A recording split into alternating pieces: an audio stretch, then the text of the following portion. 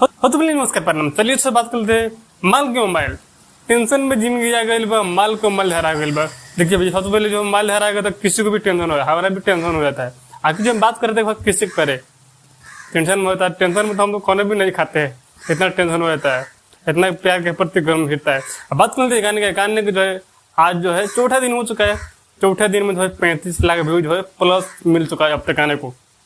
2 lakh plus जो है अब तक जो है लाइक मिल चुका है गाने को। अच्छा खासा कमेंट भी मिल चुका है। ये होता है ट्रेंडिंग स्टार के जलवा। लोग हिट मशीन बोलते हैं, ग्लोबल स्टार बोलते हैं, ट्रेंडिंग नहीं बोलते हैं। ट्रेंडिंग स्टार में वो खुबिया है, मतलब जो है ना गाना देखिए ना, गा रहे हैं चाहे देखिए गाने को तो कहीं ना कहीं जो है आपको जो फुल मजा आएगा। जिस तरह खेसारी भी इसमें बर्ताव करते हैं, डांस के साथ ऐसा सा बर्ताव भी करते हैं कि आप लोग हंसी से पेट फुल जाएगा। ये होता है ट्रेंडिंग स्टार के जलवा।